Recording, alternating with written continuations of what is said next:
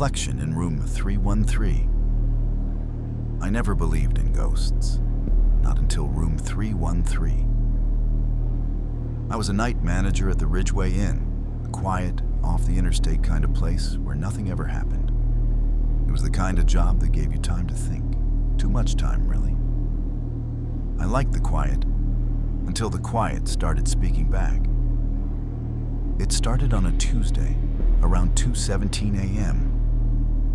I remember the time exactly because I had just finished my third cup of instant coffee and was flipping through the guest log when the lobby phone rang. It was room service, but we don't offer room service.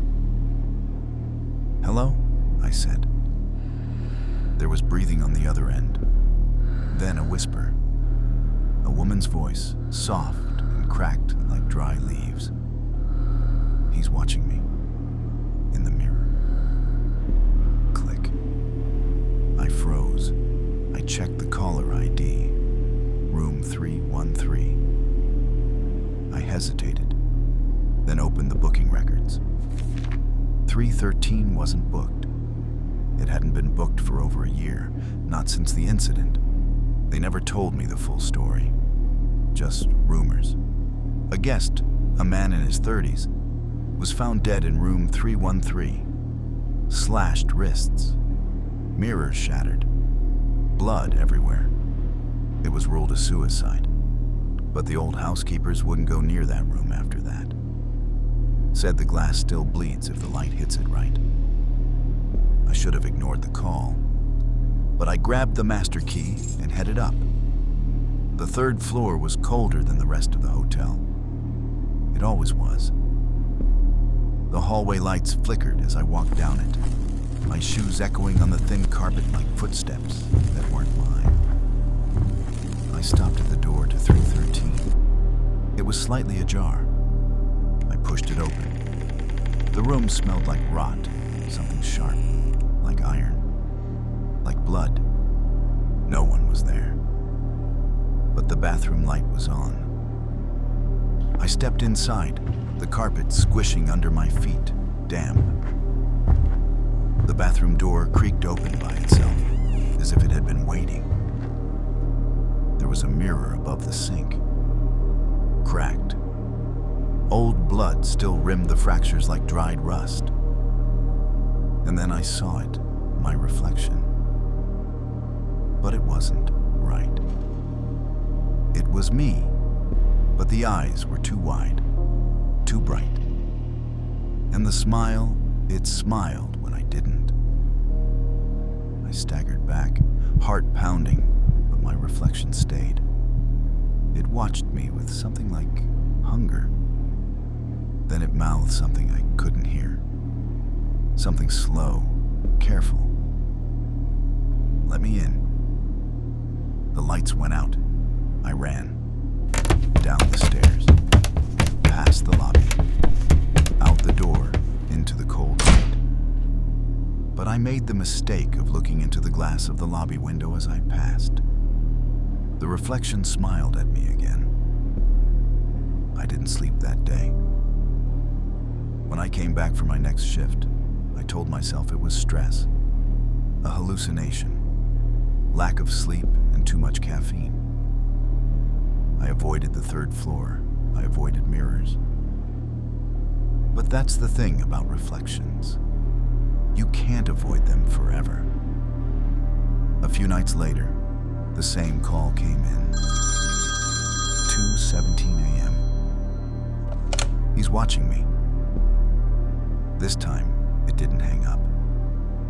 I heard sobbing, then scratching, like nails on glass. And that whisper again, right before the call ended. He's not in the mirror anymore.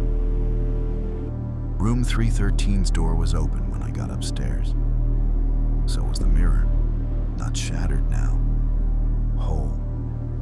I stared at myself, my normal self, just tired, pale. Then the reflection blinked, and I didn't. It reached toward the glass. I felt cold across my skin, like something brushing past me from the inside out. Then the lights flickered, and the reflection began to change. It was me, but older. Hollow-eyed, a smiling. It mouthed it again. Let me in.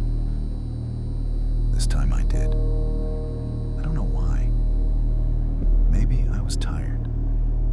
Maybe I just wanted to stop being afraid. I leaned forward, touched the glass with my fingertips. The surface rippled, then pulled. I woke up in my bed the next morning, but something felt wrong.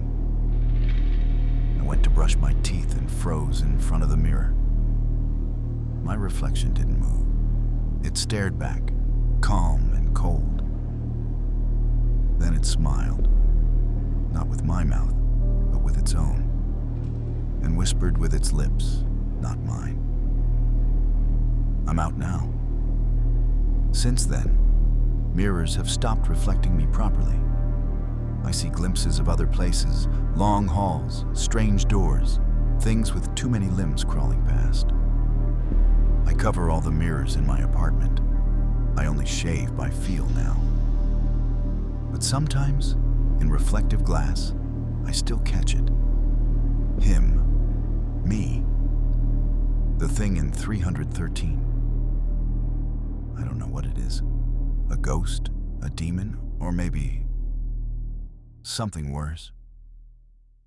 Maybe it was never about the room. Maybe it was about the mirror. And maybe now, it's in yours. I moved 3 states away. New job, new name, no mirrors. The apartment I chose had no reflective surfaces. I taped over the microwave. I scrubbed the bathroom mirror with acid and covered it in black cloth. The landlord didn't ask questions. I think he was afraid to. It worked for a while, until the reflection came back. But this time, it wasn't in anything. I was walking home from work. Dusk. That bruised hour when the sky turns deep violet. Nothing feels quite real. I passed an alley, narrow, broken glass scattered, and saw it. A figure. Thin, pale, hollow-eyed. He waved. I didn't stop. I didn't look back. I ran. When I got home, the cloth over the mirror in the bathroom was on the floor. I never removed it. My skin went cold, like something had brushed against me from the inside. I should have left then. Instead, I went to the mirror. It was whole, smooth, unbroken, but I could feel him watching. So I spoke. What do you want? No answer. Only a handprint slowly forming on the glass from the other side. The next day, the reflection followed me. In shadows, in dreams. People began acting strange around me, pausing mid-conversation to stare at my eyes. One woman on the subway cried. Just cried, looking at me, whispering something about not real and he's inside it now. I stopped sleeping. I heard whispers in the pipes, in the hum of the fridge. I caught glimpses of myself moving when I was perfectly still. And then, one morning, I woke up, and my reflection was gone entirely.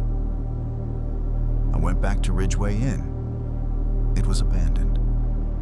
A burned-out husk, as if the building had tried to erase itself. Room 313 was gone, collapsed in on itself like a dying lung.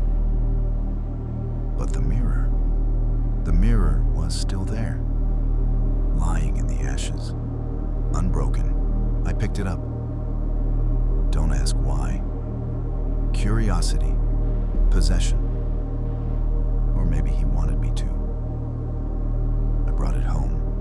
I hung it in the hallway. And every night, I see more of him, less of me. I'm fading.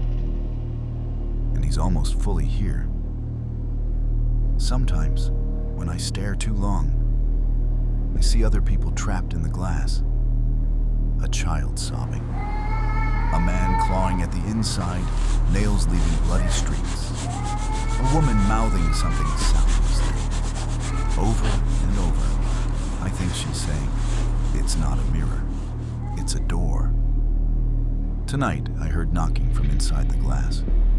Not from my side, from his. 3 slow knocks. And then, "One more step," that's what he said. "One more step, and I won't need you anymore." I think when he finishes stepping through, he'll need someone else. Maybe someone who read this. Maybe someone like you. Don't look too long, and whatever you do, don't answer if he knocks.